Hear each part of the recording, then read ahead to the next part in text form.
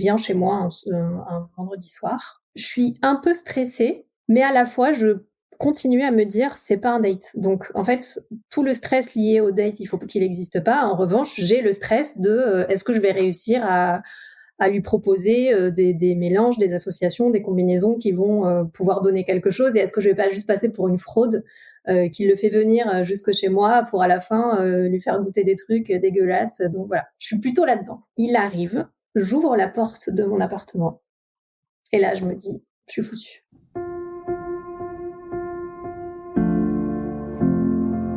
Je suis Marie-Charlotte Danchin et tu écoutes Crush, le podcast qui explore la magie des premiers jours des histoires d'amour. Chaque mardi, un ou une invitée vient à mon micro me raconter à cœur ouvert une rencontre qui a bouleversé sa vie, parfois pour une nuit, parfois pour quelques années, parfois pour toujours. J'espère que ces récits intimes seront pour toi une bulle de douceur et d'inspiration pour mieux comprendre et apprivoiser tes propres émotions amoureuses. Et si tu veux prolonger ces moments, partager tes histoires ou t'inspirer encore davantage, je t'attends sur Instagram et sur YouTube, @Crush le podcast.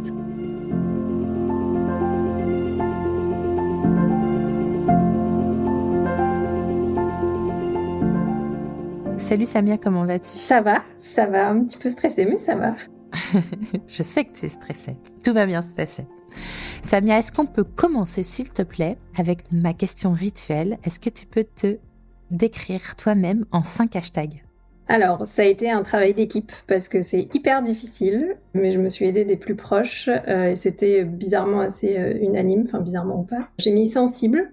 Ça, je pense que c'est le premier parce que ça me caractérise aussi bien dans mon rapport au monde que dans mon rapport aux autres, ou dans mon rapport à moi d'ailleurs. Déterminée, parce que c'est quand même assez rare que j'aille pas au bout des choses et je pense que c'est quelque chose qui m'a sauvé la vie à beaucoup de reprises dans mon parcours de vie professionnelle, amicale, enfin tout quoi. Romantique, parce que je suis une incorrigible romantique. Qu'est-ce que tu mets dans romantique ? Mon frère a dit un jour que j'avais une vision romantique de la vie et c'est vrai que moi j'aime voir la vie comme quelque chose d'un peu, pas un conte de fées, mais un truc un peu cinématographique quoi. J'ai un truc avec la mise en scène, les signes, les trucs au-delà du côté romantique des attentions, etc. Pour moi le romantisme c'est un état d'esprit quoi. Ensuite j'ai loyal. Ça, je pense que c'est probablement ma valeur la plus fondamentale, mais pour moi, la loyauté, c'est très complexe et très riche. À la fois la fiabilité, la fidélité, la bonté, la générosité. Enfin, pour moi, il y a tout ça dans la loyauté. Et c'est un truc que j'ai toujours eu et que je garde toujours. Je pense être quelqu'un sur qui on peut toujours compter, je suis fiable et loyale, quoi qu'il arrive, dans tous les types de relations, ce qui est pas toujours une très bonne chose parce que quand la loyauté est réciproque, ça va. Quand elle l'est pas, je deviens un peu bonne poire. Mais bon, ça fait aussi partie de ma personnalité. Et pour finir, le 5e, c'est cocktail, puisque c'est ma passion absolue. C'est ce qui m'a fait découvrir que j'étais créative, je savais pas. Et j'adore ça. Je suis passionnée de mixologie, je crée des recettes dès que je peux, je suis à ma place derrière un bar. Enfin, voilà. Ce n'est pas mon métier, c'est juste ma passion. D'ailleurs, je crois que ce petit détail a une importance pour l'histoire que tu vas nous raconter. Un petit peu. Samia, est-ce que tu peux me dire dans quel environnement familial tu as grandi ? Quel était le couple parental que tu avais sous les yeux et comment ça a forgé ta vision de l'amour au moment où tu entres dans l'âge adulte et où tu commences à avoir tes premières relations amoureuses ? Ça a été un vaste sujet. J'ai grandi dans un environnement un peu chaotique. Donc, pour donner les grandes lignes, donc je suis la deuxième. On est 2 frères et sœurs de même parents. Et mes parents ont divorcé une première fois quand j'avais 10 ans. Ces 10 premières années ont de toute façon toujours été très chaotiques. Beaucoup de cris, beaucoup de disputes, enfin très peu de marques d'affection. Il y avait des choses quand même qui étaient assez... qu'on réalise plus tard, qui restent en tête quand on est enfant, mais qui rejaillissent... bizarrement quand on commence à passer un peu de l'autre côté. Ensuite, chacun a vécu sa vie, ils se sont remis ensemble à la surprise générale et au désespoir de mon frère. Et ils ont redivorcé à nouveau 3 ans plus tard, de façon encore plus spectaculaire que la première fois. Et puis la relation n'a jamais été très stable non plus la deuxième fois. Donc le premier divorce, on l'a vécu à 2 avec mon frère. Le deuxième divorce, mon frère était parti faire ses études, donc j'étais toute seule. Donc voilà, j'ai eu 2 expériences en duo et en solo. Toi, quand t'as tes premiers émois amoureux, que tu commences à avoir envie de relations amoureuses, tu as quelle vision de l'amour? Est-ce qu'elle est très cynique? Est-ce qu'elle est très négative? Ou au contraire, elle est très empreinte d'idéal, de romantisme? Elle est assez paradoxale parce que j'ai ce truc de romantisme vraiment très fort. Je sacralise le mariage depuis toujours. Pour moi, le mariage, c'est une institution hyper importante. Je disais toujours, moi, je me marierai qu'une fois. Je ferai pas le même sketch que, que mes parents de se marier, de plus donner de valeur à ça. D'un côté, j'ai ça, où je suis quand même j'y crois finalement. Et d'un autre côté, je commence dès ma toute première relation à aller vers des choses qui sont extrêmement dysfonctionnelles et à me dire « Ah, c'est pas mal, je vais rester là ». Est-ce que tu veux m'en dire un peu plus sur ces relations dysfonctionnelles? Il y a eu un peu de tout, mais je pense que le fil conducteur, c'est que je savais pas poser de limites. Je cherchais pas l'estime de moi. Je m'en donnais pas et j'allais pas en chercher non plus. Et ce que je comprendrais avec le temps, la thérapie aussi beaucoup, c'est que mon modèle finalement de couple et mon modèle de situation amoureuse, c'était celui de mes parents. Donc je restais dans cette espèce d'environnement où un couple, ça ne marche pas. Donc si je suis en couple et que ça marche pas, bon, a priori, je suis sur le bon chemin, quoi. J'ai pour autant pas vraiment eu ce truc de me dire c'est pas pour moi ou enfin voilà. J'y crois pas. Non, ouais, j'ai toujours eu cette volonté et j'ai toujours été très proactive. D'avoir envie quand même d'être avec quelqu'un, mais quand même garder mon indépendance. Enfin, en fait, c'était toujours très ambivalent. J'ai très envie, mais en même temps, quand c'est là, je sais pas trop. Je me sens mieux quand je suis toute seule, mais en même temps, quand je suis avec quelqu'un, je suis quand même contente d'être avec quelqu'un, mais je suis beaucoup plus malheureuse et je le sais, mais je reste quand même. Enfin, c'était un truc un peu difficile à dénouer pendant longtemps.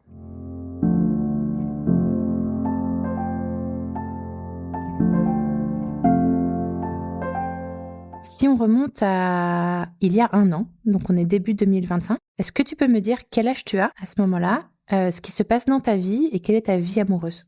Alors, j'ai 35 ans et je suis bien. Ma vie est cool, ma vie me plaît, je me sens bien professionnellement, je me sens bien dans mon environnement amical. Je commence à laisser de la place aussi à ma passion pour le cocktail, donc je sens que je commence à m'épanouir aussi sur un truc un peu en dehors du travail, ce qui a toujours été très rare dans ma vie. Est-ce que tu as un petit copain? Non, je suis toute seule et je suis hyper bien toute seule. Et à ce moment-là, je me dis, le couple, c'est bon, j'ai accepté que c'était pas pour moi. Éventuellement, si de temps en temps, je peux rencontrer quelqu'un, discuter. Moi, j'adore discuter. Donc ça, c'était la partie que j'aimais beaucoup. Mais je suis pas en recherche. Je suis pas en refus non plus. Mais en tout cas, je me dis, c'est pas pour moi et je suis OK avec ça. Et peut-être que quand j'aurai 55 ans, je rencontrerai quelqu'un. Mais bon, c'est pas un truc qui m'intéresse, quoi. Et ce célibat dans lequel tu te sens bien et épanouie, c'est le résultat de la thérapie dont tu parlais tout à l'heure? Oui, je pense que c'est un moment un peu clé, mais je vais vraiment l'intellectualiser que plus tard, ça. Mais c'est un moment un peu clé parce que je pense que c'est le moment où je commence à me dire, je préfère être toute seule que de m'infliger des relations qui marchent pas. Parce que je pense qu'on est beaucoup dans ce cas-là à se dire, c'est pas fait pour moi, je rencontre que les mauvaises personnes, etc. Et à ce moment-là, j'arrive dans la phase où je me dis, où je réalise que c'est pas fait pour moi. Enfin, j'ai accepté que ça ne m'arriverait pas, mais parce que moi, fondamentalement, j'y allais pas, quoi. Et surtout, en fait, c'est moi qui laissais rentrer les mauvaises personnes. S'il n'y avait pas de fatalité. Donc, je suis dans un truc où je me dis, j'arrête de faire semblant ou de pousser un truc. Je réalise aussi que je veux pas d'enfant et que ma décision est prise et qu'elle est ferme et définitive. Je l'assume, j'en parle autour de moi, à mes proches, à tout le monde. Donc, je deviens la fille qui est célibataire très souvent, voire tout le temps, et qui en plus veut pas d'enfant. Donc, je suis un peu la fille indépendante par excellence, quoi. On est en février 2025, du coup. Plusieurs semaines avant, des amis en commun m'avaient parlé de lui et lui avaient parlé de moi. Mais on s'était jamais vus, on se connaissait pas, on s'était jamais croisés. Enfin, on est dans 2 mondes complètement différents. Et il ouvre un bar. Et moi, je commence à être à fond dans les cocktails. Et donc, on nous dit, mais en fait, toi, t'adores ça, lui, il cherche quelqu'un pour faire des cocktails, donc, rencontrez-vous. Et en plus, Il se trouve qu'il est célibataire. D'accord. Donc, rencontrez-vous parce que vous avez une passion commune, parce que lui vient d'ouvrir un bar. Toi, tu as une passion pour la mixologie. Mais il y a pas c'est pas un match. Enfin, les copains, ils sont pas en train de vous mettre en couple. Non. Eux sont pas en train de nous mettre en couple et nous, on commence à s'écrire avant pour préparer parce que le but, c'était de se voir pour faire des tests, etc. C'était pas du tout un date. Et quand on s'écrit, au début, on n'est pas du tout dans une optique de drague ou même d'ambiguïté pendant un certain temps, à tel point que moi, je lui dis, de toute façon, ce serait impossible pour moi de travailler avec quelqu'un avec qui je suis en couple. Pour moi, c'est deux choses qui vont pas ensemble. Donc, vu que le plus important pour moi, ce sont les cocktails, et c'est d'évoluer dans ce milieu-là, bah, s'il fallait choisir à un moment, de toute façon, je choisirais le côté, entre guillemets, professionnel. Mais lui, il cherche quelqu'un pour travailler avec lui dans le bar ? Oui, lui cherche quelqu'un pour collaborer avec lui, pas forcément pour travailler avec lui tout le temps, mais pour créer les recettes de sa carte. À ce moment-là, c'est ça l'idée. Il me propose une première fois qu'on se voit et je panique, parce que la veille, il me dit qu'on sera 6, et moi, je suis pas du tout à l'aise dans les groupes où je connais personne. Donc, je finis par lui dire non, je viendrai pas. Et lui, à partir de là, il se dit bon, elle est pas intéressée, je vais pas la relancer, je la laisse faire ses trucs. Quelques semaines plus tard, je fais une petite formation, super d'ailleurs, en mixologie, donc ma première. Et je ressors de là un peu galvanisée et je lui écris pour lui reproposer qu'on se voit. Et on est le 14 février. Et donc, on discute très longuement ce jour-là. Et à un moment, il me demande si quelqu'un m'a offert des fleurs aujourd'hui. Et là, je me dis, bizarre. Donc, j'en parle autour de moi. Je dis, mais s'il m'a demandé ça, est-ce que c'est normal dans une discussion professionnelle ? Enfin, je sais pas. Et donc là, je commence à me dire qu'il y a peut-être un truc et la discussion commence un peu à basculer dans une ambiguïté assez partagée, quoi. Ok. Est-ce que tu sais à quoi il ressemble ou tu l'as déjà vu en photo ? Oui. Il m'a déjà vu et je l'ai déjà vu. En photo ? Oui, en photo. Oui, on s'est jamais rencontrés. Moi, je suis sceptique parce que je suis pas certaine qu'il me plaise. Je sais pas. Il y a très peu de photos sur son compte Insta, donc en fait, t'as pas ce truc où tu peux voir la personne dans différentes situations et du coup imaginer ce qu'elle est en 3D, quoi. Je me dis pas, waouh, j'ai trop hâte de le voir. Je suis vraiment focus sur mes histoires de cocktails. Et le seul truc qui fait que j'ai quelque chose qui m'appelle un peu de quelque chose de différent qui m'appelle, c'est que la première fois que notre ami en commun m'en parle, je me dis, je sens que ce mec, il y a un truc. Parce que elle m'en parle comme justement de quelqu'un de romantique, machin. Enfin, à ce moment-là, elle l'idéalise beaucoup. Donc, elle m'en présente que les bons côtés. Et je me dis, je sais pas, j'ai un truc où je me dis, je sais pas, je sens que il y a quelque chose, mais sans savoir quoi. Une petite intuition. Ouais, mais pas, je me dis pas ça va être l'homme de ma vie ni rien, mais je me dis je sens un truc, je sens un truc.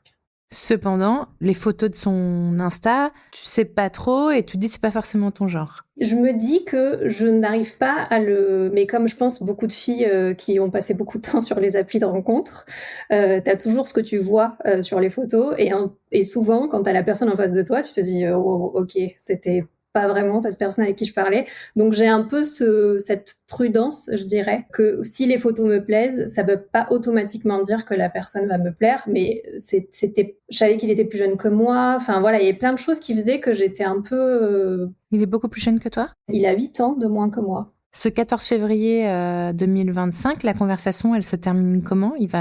Tu lui dis que personne ne t'a offert de fleurs ? Ouais, je lui dis que personne ne m'a offert de fleurs. Et je sais plus si c'est tout de suite ou après quelques phrases, mais en gros, il finit par me dire, bah, de toute façon, le jour où on se verra, moi, je t'offrirai des fleurs. Et là, je me dis, ok, c'est bon, j'ai compris. L'over, qui commence déjà, alors que c'est la première fois qu'on se parle, avec un petit peu d'ambiguïté, à me dire, ah, mais t'inquiète pas, je vais t'offrir des fleurs quand on se verra. Moi, j'avoue qu'à ce moment-là, je me dis, bon, beau parleur, je vois le genre, ok, c'est bon. Enfin, en fait, je suis attirée et en même temps, je me dis, ça doit juste être une espèce de jeu, quoi. Bah, potentiel red flag, quoi. Le mec qui en fait trop. Oui, voilà, exactement. Et tu te dis, il m'a jamais vu, il me connaît pas. Ouais, voilà. Enfin, tu vois, c'était trop artificiel, quoi, pour moi. Mais la conversation est hyper cool, on relance tous les deux. Enfin, il commence à y avoir un peu des blagues et tout ça, donc on se détend petit à petit. On se voit une semaine plus tard et je lui propose de venir chez moi parce que j'ai un bar chez moi et que après c'est un ami d'amis, donc je suis aussi plus en confiance sur ça et je me rends compte que ça a été un élément aussi déterminant dans le fait que je veuille le rencontrer. C'est que quand on rencontre des gens, je sais pas, en soirée ou sur les applis, on sait pas qui c'est, on sait pas. Moi, je suis très méfiante, je fais très peu confiance. Donc, quand c'est quelqu'un qui sort de nulle part et tu sais pas grand-chose de sa vie, tu te poses toujours des questions sur ce qui dit est vrai, etc. Là, j'étais plus dans un truc de, ok, ami d'amis, c'est différent, quoi. Et donc, il vient chez moi un vendredi soir. Je suis un peu stressée, mais à la fois, je continue à me dire, c'est pas un date. Donc, en fait, tout le stress lié au date, il faut qu'il n'existe pas. En revanche, j'ai le stress de, est-ce que je vais réussir à lui proposer des mélanges, des associations, des combinaisons qui vont pouvoir donner quelque chose. Et est-ce que je vais pas juste passer pour une fraude qui le fait venir jusque chez moi pour à la fin lui faire goûter des trucs dégueulasses. Donc voilà, je suis plutôt là-dedans. Il arrive, j'ouvre la porte de mon appartement et là je me dis, je suis foutue. Instantanément, je me dis, ok, c'est cuit en fait. Mais je sais pas, c'est pas un coup de foudre, c'est pas du tout de cet ordre-là, c'est pas une espèce de... En fait, j'ai pas une révélation, j'ai juste à nouveau l'espèce d'intuition qui revient et où je me dis, ok, bon en fait, ça sera pas du tout que professionnel, mais... Au moment où tu le vois, quand tu ouvres la porte, physiquement, tu vois quoi? En fait, je vois quelqu'un de grand, c'est un grand brun avec une petite barbe, très soigné, pas dans l'excès, c'est juste ce qu'il faut. Et il me donne un sentiment de... En fait, ça me rassure tout de suite. Et je pense que c'est ça le truc, quand je dis que c'est pas un coup de foudre, en fait, la sensation que j'ai eue et qui m'a captée, où je me suis dit, bon, là, tu vas lâcher prise, en gros, c'est que d'un coup, je me suis sentie rassurée. Et vu que c'était pas un date, j'étais pas dans le calcul, j'étais pas dans est-ce qu'à un moment on va se plaire ou pas. Enfin, en fait, j'étais libérée un peu de ce truc-là. Mais quand je le vois arriver, je me sens rassurée. Et c'est inexplicable. Pourquoi tu dis c'est pas un coup de foudre? C'est quoi la différence que tu fais du coup? Pour moi, le coup de foudre, c'est quelque chose de peut-être un peu plus intense dans le corps, quoi. Enfin, et moi, c'était pas ça. C'était un sentiment hyper doux. C'est vraiment ça. C'était très doux. Et j'ai pas eu cette espèce de truc un peu électrique ou, enfin, c'était l'inverse de la passion et de ce genre de choses, quoi. C'était quelque chose de vraiment très, il y a une espèce de nuage qui est arrivé à ce moment-là. Et tout allait bien, quoi. Il arrive chez toi, vous vous mettez au bar? On se pose sur le canapé où j'avais sorti tout et tout ça en me disant bon, faut quand même qu'on se parle, on s'est jamais vu, on se connaît pas, on va peut-être commencer par le début. Je savais pas qui il était parce que dans les messages qu'on s'était envoyés, on s'était pas raconté forcément nos vies, on était resté très... C'était une conversation de gens qui allaient se voir, donc qui laissaient tout pour ce moment-là. On a surtout beaucoup parlé et là, je me rends compte que je suis hyper à l'aise pour lui parler de tout. Et que le truc qui ne m'est jamais arrivé et qui m'arrive ce soir-là, c'est que je suis ultra authentique. J'ai pas cette espèce d'acting qu'on a parfois quand on est en date, on essaye de montrer la meilleure version de soi et tout machin. Là, je suis pas du tout là-dedans. Mais parce que aussi, pour moi, c'est pas un date. En fait, on n'est toujours pas. Donc, je sais pas si c'est une espèce d'autoconviction que je me suis fait pour rester zen, quoi. Petit aparté, Marie-Victoire Chopin, psychologue, donne une définition de l'authenticité que j'aime beaucoup, qui est l'authenticité, c'est quand ce qu'il y a à la surface correspond à ce qu'il y a à l'intérieur. Et en fait, je trouve que c'est une bonne image pour comprendre quand tu dis j'étais complètement authentique. C'est ce que tu dis, en fait, il n'y avait pas du tout d'artifice. T'as pas du tout cherché à embellir la vérité, à raconter des mythos pour correspondre à ce à quoi tu penses qu'il s'attend. Donc, tu as été toi-même, quoi. Ouais, j'ai été moi-même, ce qui, dans mon cas, consiste plus à dire des choses qu'à ne pas dire des choses. Donc, je lui ai un peu dit tout ce qui était tout ce que j'avais accepté de ma personnalité, de mon tempérament, de mon rapport aussi aux relations. Et notamment, j'ai toujours été quelqu'un de très entier. Et pour moi, avoir plusieurs relations, même des relations épistolaires ou légères, ça a toujours été très compliqué. Moi, j'ai tendance à être un peu dans un seul truc à la fois, parce que déjà, je trouve que ça demande beaucoup d'énergie, un seul. Mais c'est pas un truc que je décide. C'est juste que quand une personne me plaît, je vois plus trop le reste, mais ça se fait naturellement. Et je lui ai dit ça. Alors que d'habitude, c'est un peu le truc où j'ai toujours un peu peur qu'on se dise « Oh là là, mais elle s'emballe tout de suite ». Et je lui avais dit moi, de toute façon, je suis un peu restée bloquée au système du collège parce que ça existait à mon époque au collège, où quand t'embrassais quelqu'un, t'étais plus sur le marché, quoi. C'était pas aussi compliqué que maintenant où t'as je sais pas combien d'étapes entre le moment où tu te rapproches et le moment où tu deviens un couple. Moi, à mon époque, en tout cas, dans mon environnement, c'était t'embrasses quelqu'un, c'est ta copine, quoi. Enfin, ça, c'était aussi simple que ça. Donc moi, je suis restée sur ce truc-là et je lui ai dit ça. Et je pense que si j'étais dans un truc de date ou si je me sentais pas à l'aise, j'aurais jamais dit un truc pareil parce qu'il y avait à peu près 99% de chances que soit ça lui fasse peur, soit ça lui fasse se dire « Oh là, je vais peut-être rester un peu à l'écart ». Comment tu le sens, lui, quand tu lui dis tout ça ? Très à l'écoute, très posé. Il en livre autant que j'en livre et ça, c'était hyper agréable. Et pareil, en fait, il va pas me parler que des bons côtés de son vécu à lui. Il va me parler notamment de ses anciennes relations, des fois où il a pu être infidèle, etc. Et j'ai l'impression à ce moment-là qu'on se retrouve dans ce moment où on sait ce qu'on veut et où on est prêt à faire rentrer une relation à la seule condition qu'elle amène du plus, mais qu'elle ne détruise pas le chemin qu'on a fait pour en arriver à qui on est à ce moment-là, quoi. Attends, parce que c'était quand même un rendez-vous professionnel où vous deviez faire des cocktails. Et vous en arrivez à vous livrer autant l'un et l'autre ? Oui. Je note, c'est tout. Et je continue à dire que c'était pas un date parce que je pense que même en revivant le moment, j'ai besoin de continuer à me dire « T'inquiète pas, c'est pas un date ». Tu ne risques rien. Est-ce que vous allez faire de la mixologie ce soir-là ? Est-ce que vous faites de la mixologie ? Oui, absolument. On fait quand même ça, parce que c'était quand même le but. Et ça se passe hyper bien. Lui est plutôt de l'univers du vin. Et moi, je suis plutôt de l'univers des spiritueux et des cocktails. Donc, on s'apporte des choses un peu différentes et on commence un peu à se comprendre, mais sur des choses sur lesquelles on est assez complémentaires. On fait des tests. On met au point notre première recette. Ce soir-là, qu'on stabilise quasiment. Et moi, je commence à avoir la deuxième en arrière-plan qui arrive. Petit à petit. Je le sens doucement, mais à ce moment-là, je l'exprime pas. Mais ça dure des heures. Je sais même plus combien d'heures ça dure. À ce qu'on se raconte. En fait, on sait rien l'un de l'autre. Donc, c'est assez cool, je trouve, ces moments où tu sais qu'il y a rien que t'as déjà dit.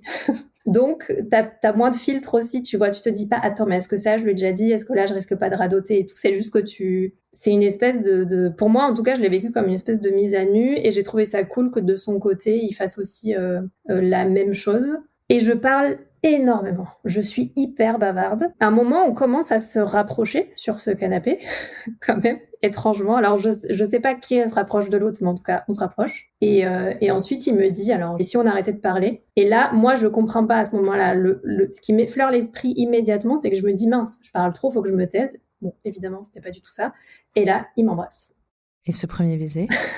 Surprenant. Vu que j'avais pas compris la question. Du coup, je dis, donc c'est ça, ok. Et très bien. Dans la continuité du reste, c'est hyper naturel. En fait, j'ai pas l'impression que c'est un truc qui arrive de nulle part ou...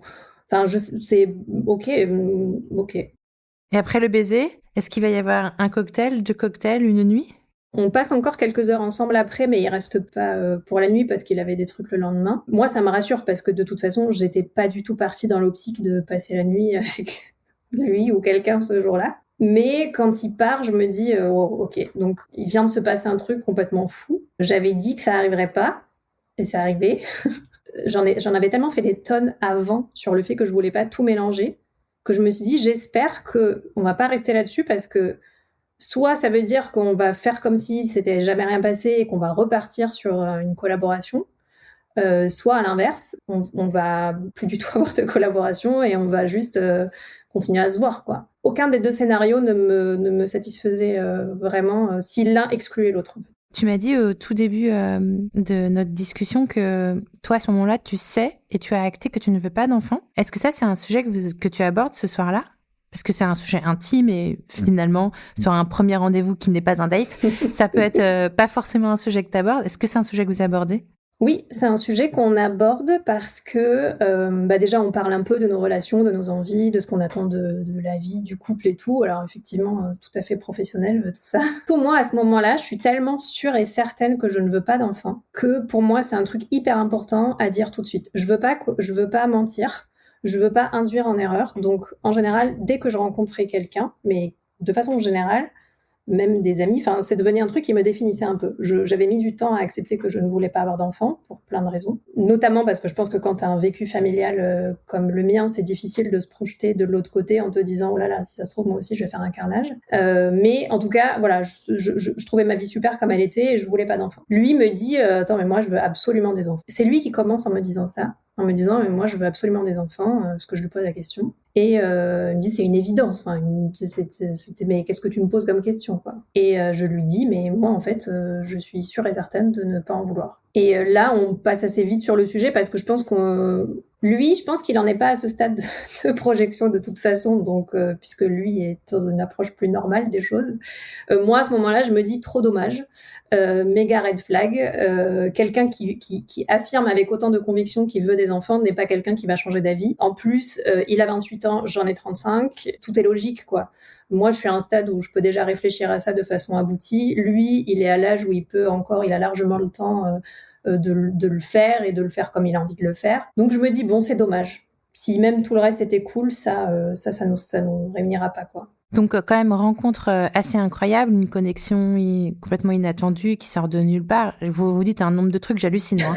Vous vous dites un nombre de trucs ce soir-là, franchement. Je parle beaucoup, donc tu vois, ça peut aller vite. Non, mais ça, je me dis que les experts du dating, s'ils écoutent ça, ils sont « Waouh, mais non, pas bon, pas bien. » Pas dans le mode d'emploi, ça va pas. Mais non, mais évidemment, je rigole, on s'en fout du mode d'emploi. Donc, hyper connexion de ouf, il te plaît à mort. A priori, c'est réciproque.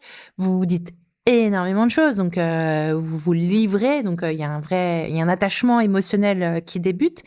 Mais il y a quand même ce bémol de projet de vie qui, dès le départ, en fait, peut vous séparer. Comment tu entames la suite de la relation ? T'es dans quel état d'esprit quand il part ce soir-là et comment vous enchaînez, en fait ? Ouais, je suis prudente après parce que justement, comme je ne sais pas comment il va réagir et que moi, je suis plutôt peureuse, je le laisse un peu faire, quoi. Et le lendemain, je crois que c'est lui qui m'écrit, je sais plus trop. Bref, mais en tout cas, il me dit que il a vu ses amis, qu'il leur en a parlé, qu'il leur a raconté et tout. Donc, je me dis... improbable. Enfin, je veux dire, donc ça veut dire que ça nous a tous les deux fait un truc. Si lui, dès le lendemain matin, il le raconte aussi comme un truc cool, etc. Tu sais qu'on n'a pas dit son prénom ?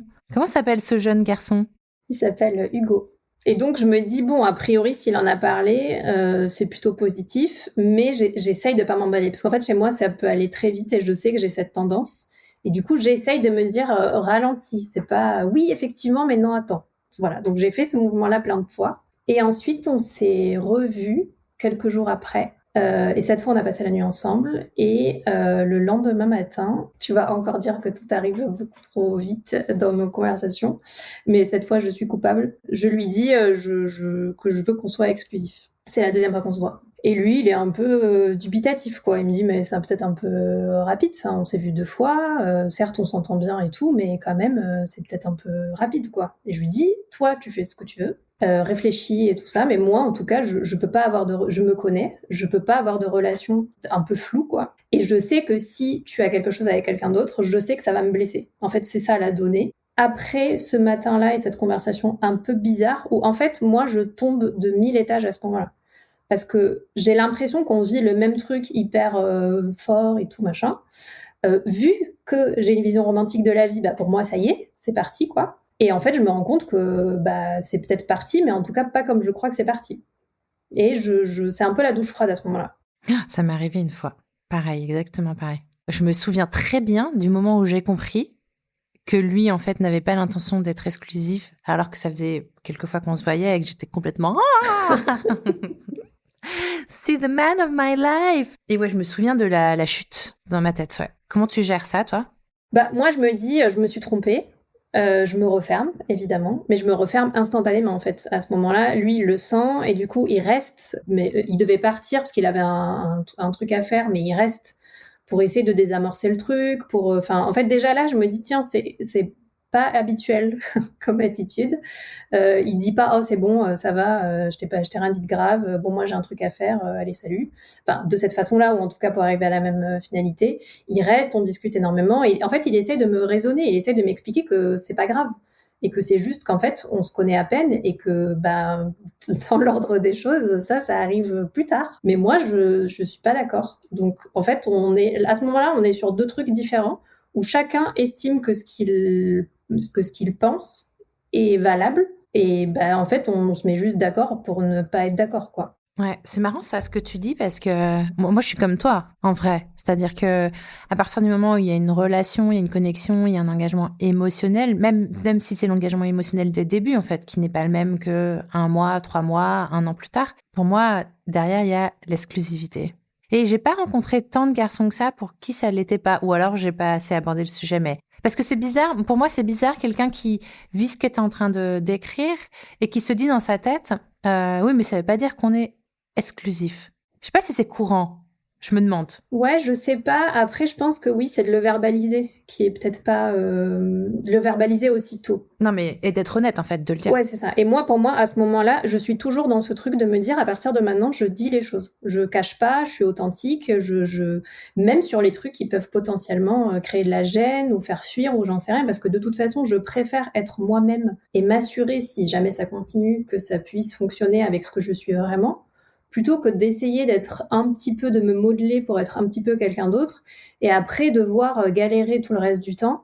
Quand tu rencontres quelqu'un, tu sais jamais si ça va durer 2 jours, 10 ans, une vie, enfin on ne sait pas. Et je l'ai vécu avant d'être dans des relations dans lesquelles tu donnes quelque chose à voir au départ qui n'est pas toi, et soit tu finis par décevoir la personne parce que tôt ou tard t'arrives plus à faire autant semblant, soit t'es hyper malheureux parce que tu sais que la personne est avec toi pour des raisons qui ne sont pas vraiment toi, et t'as toujours peur du moment où tu vas pas plus réussir à faire semblant. Et puis ça peut être sur des petites choses. Je dis pas que j'étais une personne totalement différente, mais par exemple sur le détachement. Moi, je sais qu'il y a plein de fois où j'ai fait semblant d'être détachée, mais il y a rien de pire parce que c'est la double peine. Non seulement t'es pas du tout détaché, mais en plus tu dois être détaché du fait que t'es pas détaché quoi. Donc c'est genre non, enfin c'est l'enfer, c'est impossible. C'est impossible. Je vois exactement de quoi tu parles. Et je pense qu'on est nombreuses à... Et tu le décris très bien, en fait. T'es lucide et les mots que tu choisis sont hyper justes. Du coup, on comprend très bien l'état d'esprit dans lequel tu es, de ce dont tu parles. Et comment tu vas gérer cette frustration et cette chute avec cette annonce ? Je me referme. Donc après, lui, il me réécrit. Mais je suis pas. Je me sens plus très bien, quoi, parce que d'un coup, je me dis, c'est encore un faux départ, quoi. C'est encore un truc où je me suis fait des films, où je me suis dit que ça allait être génial et qu'en fait, je suis toute seule à penser ça. Donc je coupe pas tout de suite, mais je commence déjà à être un peu plus distante. Et après, je lui dis bon, tu sais. On va partir sur un truc léger parce que visiblement on n'a pas envie des mêmes choses. Enfin, je fais un peu la drama queen. Donc lui me dit mais en fait il y a rien de mal à ce que je t'ai dit. Ça veut pas dire que je veux pas être exclusif. Ça veut juste dire que pour moi c'est trop tôt pour se poser ce genre de questions. Et on continue à se voir. Mais en réalité on n'a jamais vraiment tranché cette question. Ouais, vous tranchez pas quoi. Vous continuez à vous voir, mais ça reste vous le mettez un peu sous le tapis et. C'est ça. Et moi je me dis encore une fois dans ma vision romantique de la vie, je me dis si on continue à se voir, qu'il me présente à ses potes, parce qu'après là ça démarre vraiment, forcément on est exclusif puisque j'avais été très claire sur le fait que je voulais pas autre chose quoi. Et donc il ouvre son bar 2 semaines après qu'on se soit rencontrés. Alors ce soir-là c'est le grand bain quoi. Je rencontre tous ses amis et toute sa famille, tout le monde en même temps. On ne dit pas qu'on est ensemble. Moi je suis derrière le bar donc je suis juste la fille qui fait les cocktails. Trop stylé entre nous. J'ai toujours rêvé d'être celle que tu es ce soir-là. Merci. Avec un t-shirt moulant avec écrit Brasil, comme ça.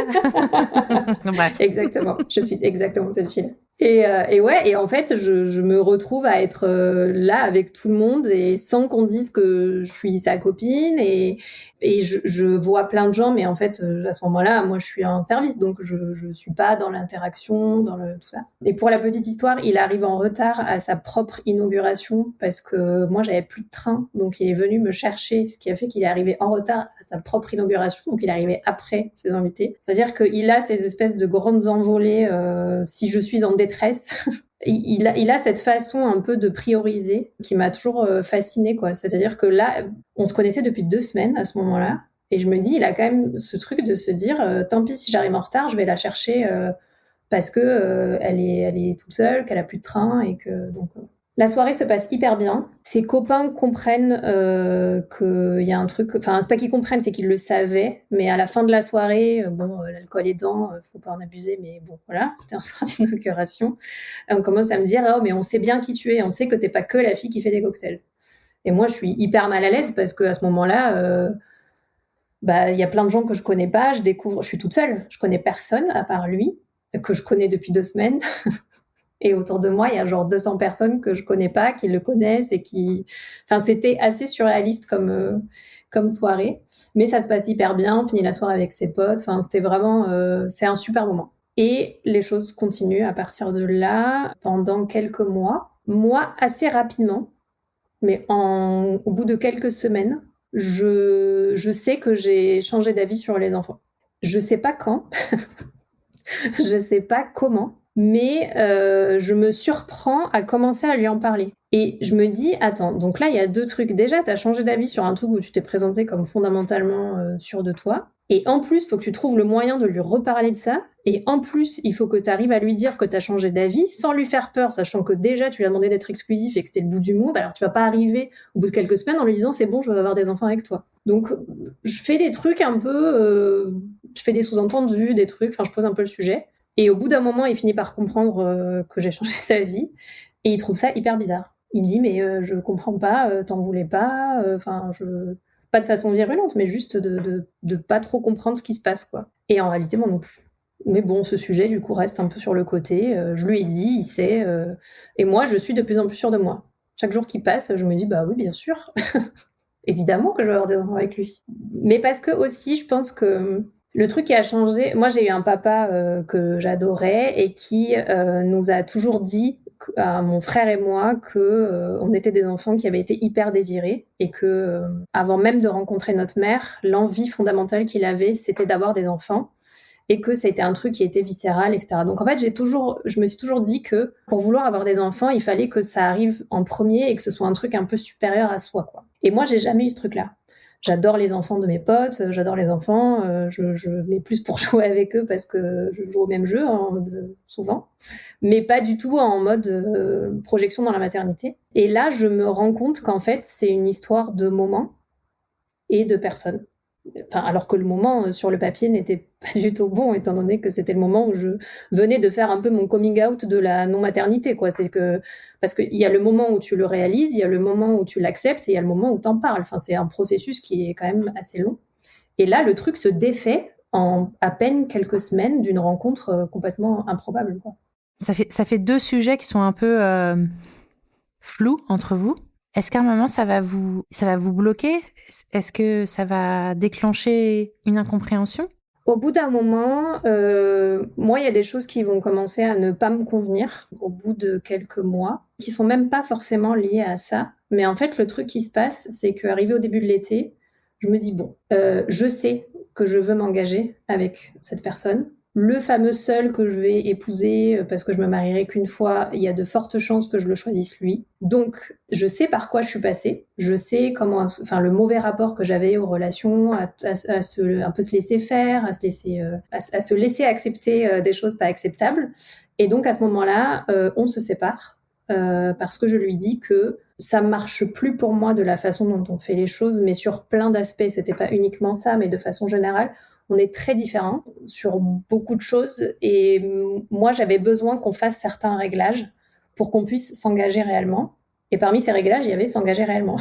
Donc à ce moment-là, moi, je lui dis, c'est pas une pause. Je lui dis, je veux pas que tu le vives comme une séparation. On va se remettre ensemble à tel moment. Mais en revanche, je veux qu'on le vive tous les deux comme une vraie séparation, parce que de toute façon, les choses sur lesquelles j'ai besoin qu'on change, parce qu'il y en avait aussi de mon côté, j'ai besoin d'être sûre qu'on fera vraiment ce qu'il faut pour qu'elles changent, mais qu'on les fasse pas dans le but de se remettre ensemble. Et donc, on se sépare 1 mois, pendant lequel on reste en contact tout le temps, on se voit très peu, mais on se parle tous les jours. Assez rapidement, lui, il me dit que de toute façon, il veut pas qu'on rompe le contact, que pour lui, c'est pas une fin...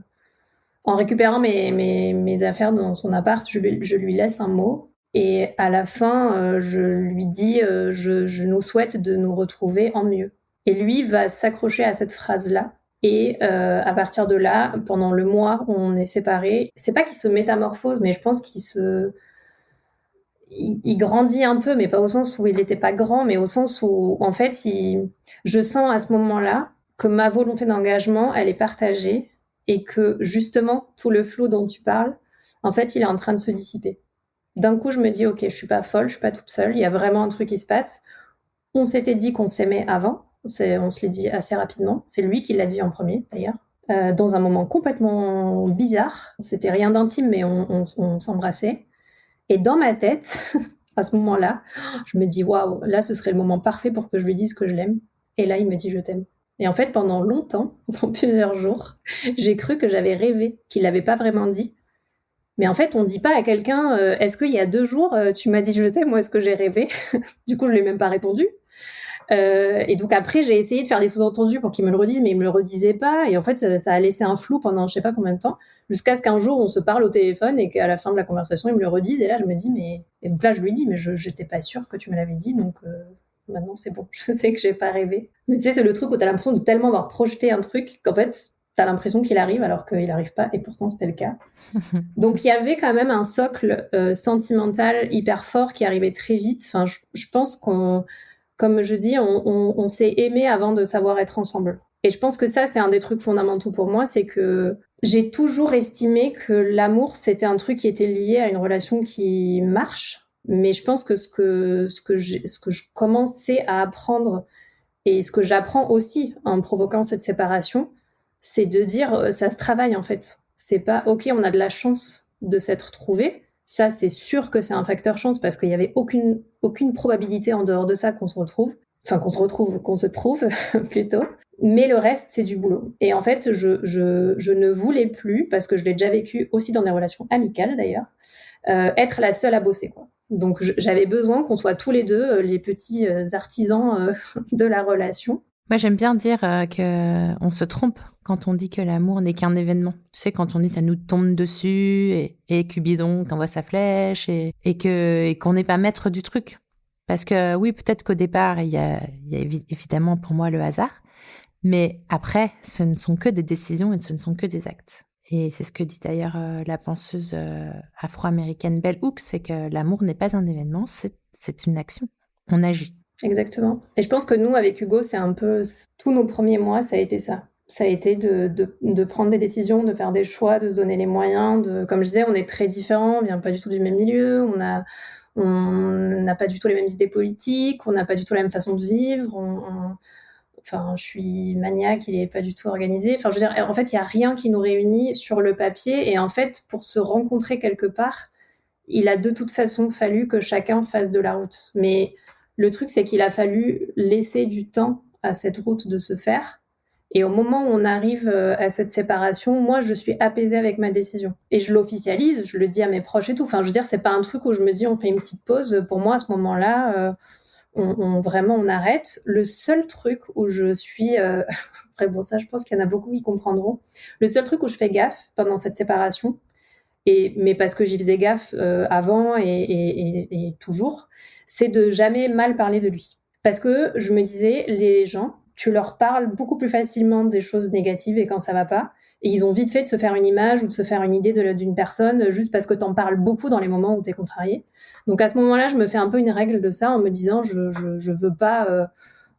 en parler comme de quelqu'un qui sort de ma vie parce que de toute façon il ne sort pas de ma vie, donc voilà, ça dure un mois et sur la dernière semaine on recommence à se rapprocher un peu, on recommence à passer du temps ensemble. Moi je lui dis pendant la séparation que je veux pas qu'il me dise des mots d'amour parce qu'on n'est pas ensemble, donc ça je suis très claire là-dessus, parce qu'au début il garde un peu ses réflexes et je veux pas, parce que pour moi il est important qu'il comprenne que je suis pas juste en train de partir pour revenir, quoi. Parce que j'avais besoin de garanties, et que si ces garanties n'étaient pas là, ça pouvait durer 2 ans, ou même qu'entre-temps, l'un de nous rencontrait quelqu'un d'autre. Enfin, je veux dire, j'excluais rien. Et dans cette dernière semaine, on recommence à se rapprocher un peu, on recommence à se dire des gentilles choses, on recommence à être un peu plus proches physiquement, il se passe rien, on s'embrasse pas, rien du tout, on est toujours séparés. Et on finit par comprendre que c'est bon, c'est le moment, il y a plein de choses qui ont changé, on a réparé plein de choses. Le soir même, du jour où on se dit, OK, là, on est prêt, j'apprends par une tierce personne qu'il m'a trompée au début de notre relation, 2 fois avec la même personne. Tu veux dire le moment où tu lui dis que tu veux une relation exclusive? Les premiers moments, en fait, c'est ça? Les premiers jours, semaines où vous êtes ensemble? Et là, pour moi, c'est un peu le choc parce que, en plus, le timing est très bizarre. C'est au moment où on se dit enfin qu'on a tout résolu. Je découvre ce truc dont je me suis absolument pas doutée. Donc je me sens un peu humiliée, un peu trahie, enfin un peu tout à la fois. J'ai 2 jours de rage absolue où je suis odieuse avec lui. Mais en même temps, je ne sais pas comment l'expliquer, mais je sais instantanément que je vais passer outre. Parce que, et pourtant, c'est un sujet qui est très délicat pour moi. J'ai vraiment un refus catégorique de ces choses-là parce que dans mon modèle parental, il y avait aussi ça. Donc, c'est quelque chose que je voulais vraiment pas faire rentrer dans ma vie à moi. Et je me suis toujours dit que ce serait l'impardonnable. Mais là, je me dis, en fait, on a tellement fait de chemin, justement, on a tellement construit. On s'est tellement apprivoisé, on a tellement fait en sorte que ça fonctionne. Et c'était avant. Et moi, ce qui m'intéresse, c'est qui on est maintenant. C'est pas qui on était au début de notre relation. Et j'ai juste fait le test d'en parler à mes proches. Je voulais pas de secret autour de ça, donc je voulais que tout le monde le sache. Je voulais pas que ce soit un sujet tabou ou pas du tout. Je trouvais que ça faisait un peu double peine, tromperie plus être tenue au secret, de devoir en parler à personne. J'ai testé le fait que de toute façon j'allais lui pardonner auprès de mon entourage et tout le monde a trouvé ça ok, en disant de toute façon c'est toi qui sais, l'important c'est qui il est aujourd'hui. Je me suis sentie rassurée par ça. Et donc on s'est remis ensemble, je crois que c'était 3 jours après cette annonce, en se disant cette fois on s'engage vraiment, on laisse tout le reste de côté. Et puis, on continue à progresser, à évoluer ensemble et puis à apprendre à être en couple ensemble, en fait. Ça débouche aujourd'hui sur une relation qui est, alors évidemment, pas toujours... on a qu'1 an, finalement, donc on apprend encore, mais on met tous les deux le même cœur et la même énergie dans le fait de se faire du bien et dans le fait j'ai le sentiment que chacun de nous deux, c'est très bateau ce que je vais dire, mais c'est vrai, fait ressortir un peu le meilleur de l'autre, quoi. Moi, je me sens très apaisée, très sécurisée, ce qui est un sentiment que j'ai plus eu depuis très longtemps, que je n'ai jamais eu dans aucune relation amoureuse avant. Mais Hugo est quelqu'un qui ne joue pas avec les sentiments. Est-ce que vous avez reparlé du sujet bébé? C'est un projet désormais. Ah et vu la différence d'âge et que on a quand même une relation qui est jeune, donc je vais entamer la semaine prochaine mon 2e round de préservation ovocytaire pour qu'on puisse, le moment venu, se donner toutes les chances que ça fonctionne. Mais aujourd'hui, c'est une évidence pour tous les deux, c'est une évidence pour nos familles, c'est une évidence pour nos proches, pour tout le monde, quoi. Je trouve que tu as une lucidité et une clairvoyance sur tes émotions et sur tout ce que vous avez traversé ensemble en 1 an. Je trouve ça assez exceptionnel, je dois le dire. Quand on t'écoute, c'est très très clair. Est-ce que tu sais me dire, parce que du coup ça m'intéresse encore plus, toi, qu'est-ce que cette relation, elle t'a appris sur toi, sur l'amour et sur les relations amoureuses? Je pense qu'elle m'a déjà appris que mes idéaux étaient pas ceux que je pensais. C'est pour ça que j'adhérais pas au concept du coup de foudre. Pour moi, le coup de foudre, c'est un truc qui lance une relation sur des rails et puis c'est parti. Nous, ça a pas du tout été ça et je pense que ça m'a déjà appris que je préfère une relation qui apprend à fonctionner avec le temps qu'une relation qui tout de suite fonctionne, on sait pas trop pourquoi, parce que c'est difficile à entretenir quand tu sais pas pourquoi. C'est un côté un peu magique, et moi je pense que j'ai toujours été un peu en recherche de ce truc intense, passionnel, magique, mais finalement de construire, de s'aimer, c'est incontrôlable, et c'est pour ça que nous, c'est arrivé avant le reste, mais d'apprendre à être en couple, d'apprendre à être ensemble, d'apprendre à avoir de faire un chemin ensemble et de mutualiser un peu nos trajectoires, c'est un truc qui se travaille et qui se travaille tout le temps. On parle énormément et je suis effectivement extrêmement connectée à mes émotions. J'ai appris à Hugo à l'être aussi et on a verbalisé beaucoup de choses et cette relation pour moi elle est un peu le symbole de ce truc-là, c'est de se dire déjà finalement quand je suis moi-même ça se passe bien. même s'il y a des couacs ou même s'il y a des trucs où moi je vais trop vite parce que reste que je vais trop vite, donc c'est comme ça, et plutôt que de faire semblant que ça ne l'est pas. Donc il y a vraiment ce truc de se dire être soi-même, ça change tout. Mais il faut, je pense, être OK avec qui on est. Et quand tu parles de lucidité et tout, moi, j'ai passé beaucoup de temps à comprendre qui j'étais. Et j'ai choisi tout ce sur quoi je pouvais travailler parce que j'estimais que c'était des choses sur lesquelles j'étais perfectible. Et j'ai choisi tout ce qui faisait partie de moi, en fait. Ouais, t'as fait un travail de dingue, en fait. Je pense qu'on peut dire ça. Non, mais c'est vrai, t'as fait un travail de dingue. Alors, c'est dû à ton histoire, c'est dû à sûrement ta personnalité, à ton caractère. Ce que tu disais, le déterminer au début, en fait, il est important. Mais tu as fait un énorme travail de compréhension de toi-même. Et je trouve aussi ce qui est intéressant quand tu dis tu préfères une relation dans laquelle on apprend ensemble dès le début, plutôt qu'une relation qui part sur les chapeaux de roue et qui est un peu incontrôlable et qu'on comprend pas trop. Ça va quand même un peu à l'encontre justement de tous ces codes et de tous ces référentiels culturels qu'on a sur ce que tu disais. Très bon exemple, le coup de foudre, t'as raison. Le coup de foudre, la rencontre inattendue, le truc qui part comme une histoire folle, qui nous emporte, dans laquelle on oublie tout, dans laquelle on s'oublie, tu vois.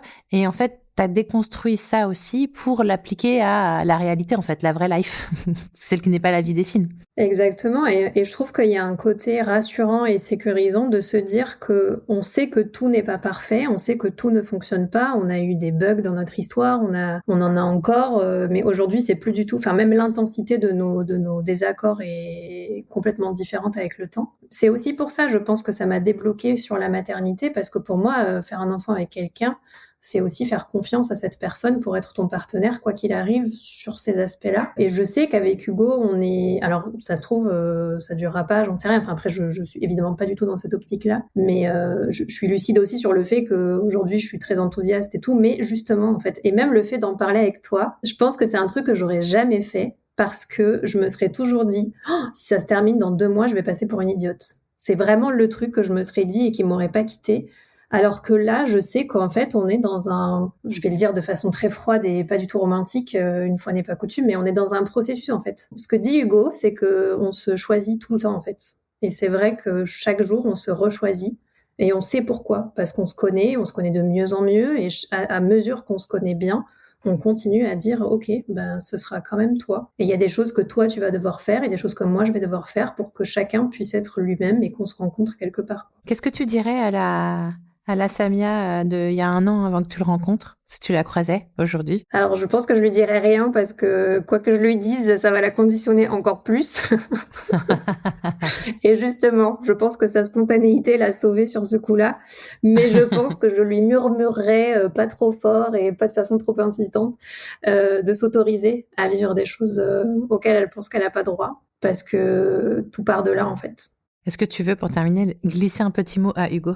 Je sais pas ce que je pourrais dire que je lui ai pas déjà dit, mais je pense que je suis stupéfaite par tout le naturel qui entoure nos vies depuis qu'on est ensemble, nos entourages, nos familles, enfin tout est très fluide, tout est très naturel et que je serai reconnaissante quoi qu'on advienne toujours à ce que je ressens en ce moment de me sentir en sécurité affective. Qui est quelque chose que j'avais perdu depuis très longtemps et que je le remercie de me montrer que j'ai droit à des choses qui sont incroyables mais vraies. Et c'est en ça que je te disais que notre histoire était fabuleuse.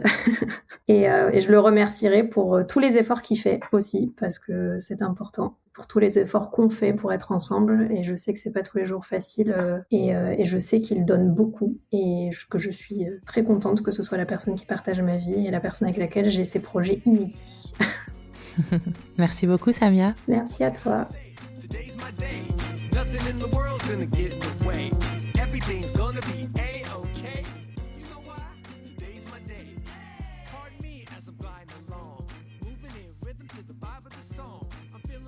So I can't go wrong. If you say something mean, I won't respond. Smoking hot like molten rock to a beat that's sweeter than soda pop.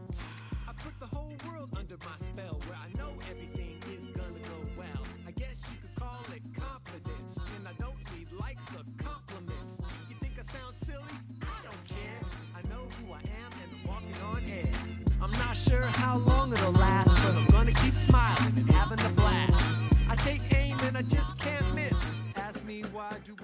like this?